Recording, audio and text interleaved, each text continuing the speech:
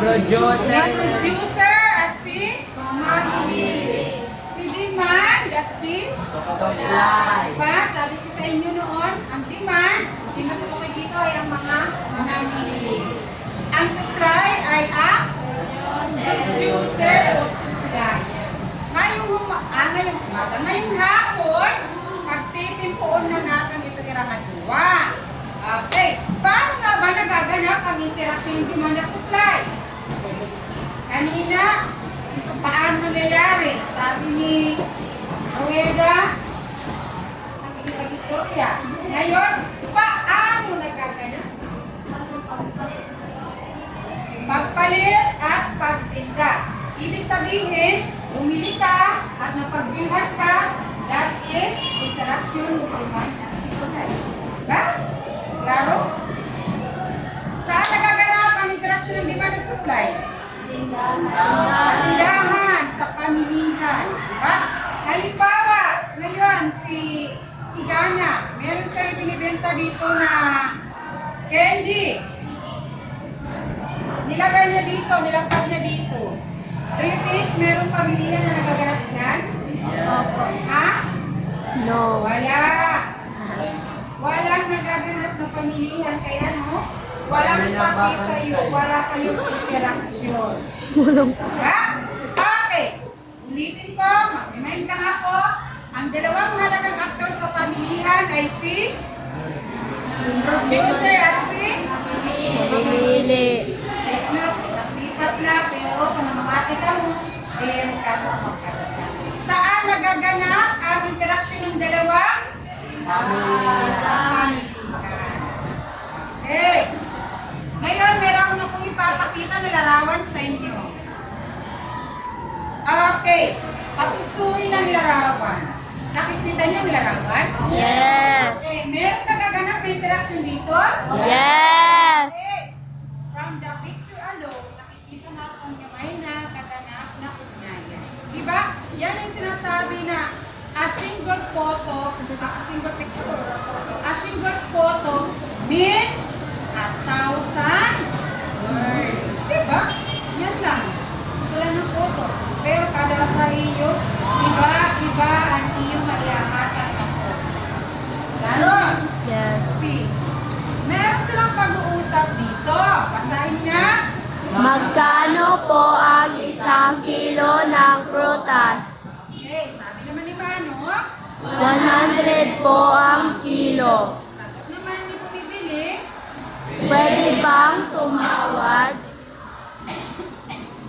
Sige na nga, suki na naman kita. Salamat. Naintindihan? Yes. Sige, kaya naintindihan ang istorya, may dahilang pagkanan. Sige, sino yung hindi pa nag-recite dito? Ayan. Sige, 8 ba? 4? 1-8.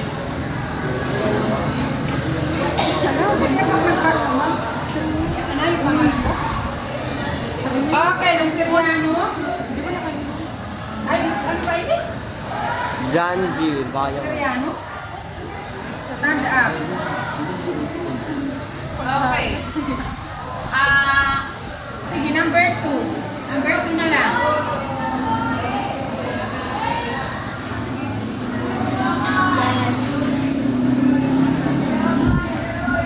Naranasan mo na ba ang ipinapakita sa larawan? Yes, very good. Lahat tayo naranasan niyo, di ba? May ngayon, Correct. follow-up question. Saan, paano, at bakit?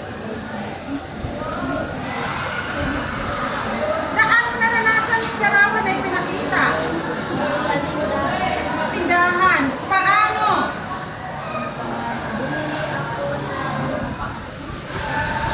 Bakit ka bumili ng shampoo? Gagamitin mo sa iyong paliligo. Last, nagkaroon ba ng ugnayan between sa iyo at sa nagbebenta? Yes. Yes. Napagbilhan ka. Okay. That is interaction ng demand and supply. Okay. How about pumunta sila sa tindahan ni Manu Ben? Manu Ben, Walang sumasagot. Meron ba interruption doon? Wala. Kasi absent ang isa mahalagang faktor. Nasi Manong Ben na nagtitinda. Okay, dahil late ka na, your point is 8. Okay. Okay. Larawan ang tungkulin mo at naging transaction gaya ng ipinapakita sa larawan. Ilarawan nyo yung pinakita mo. Ilarawan. Ang tungkulin mo. Sige, bibilang. Nalarawan ako. Oo. Ilarawan ang tungkulin mo. Ano ba yung tungkulin mo bilang mamimili? Ano na? Ako tungkulin ka. Bilang Magtanong! Very good! May nabalin niya ipumalat na basta nagbayad nila? Waray. It's always start with As. Manong nagpera ini. Umaya naman din niya ipagkatupagbayad na lakaw, anak kay kontraktor. Ka, waray ka problema at kwarta. Kay 749,000 plus, barya lang sa inyo. See, nakita niyo yun? Diba? Ano pa kaya aton? Since nila i-write 1,000, pa-aton ng peso, nahingatanis na kita. Diba? Grabe.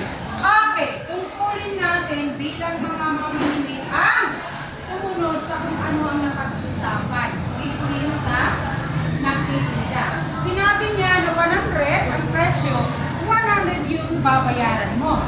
Kasi yun yung inyong napag-usapang presyo. Okay, again. Sa tingin mo, bakit kaya pumayag ang producer na ibigay ang produkto sa nais mong presyo?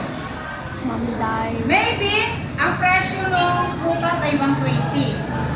Ngayon, sa tanong nito, bakit kaya pumayag si Manong na ibigay sa iyo ang prutas sa 100 pesos na ibinigay mo presyo?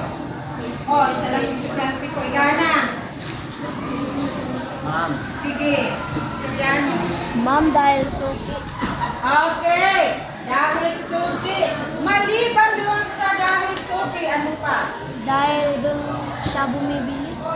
Damuhan, mamaralit, ano pa? Kayo, sino dito yung mga negosyante, yung mga nagbibenta, yung mga magulang, ama, kapatid, sino dito? Okay, sa tingin mo, ano yung reason behind bakit pumapayag ang ate mo, mama mo na ibigay ang presyo na gusto ni Biman, ni bumibili? Anyone? Sige, magkano? Okay, para malaksi maubos ang produkto, but take note. Para natin makauli na. Iyahatag natin yung presyo, bisa lugi kita, kaya para maubos na yun. Ha? Diri, kaya negosyante kita, ano't ano man, gusto talaga natin maubos agad ang ating tinitinda. Pero, look behind the scene. Ay ano, kada usapan ng negosyante, may ganito. Ha? Bakit kaya sa palagay nyo ibinibigay ang presyo na napagkasunduan nyo? Kasi, Tapos ano? bawi Tapos otro, na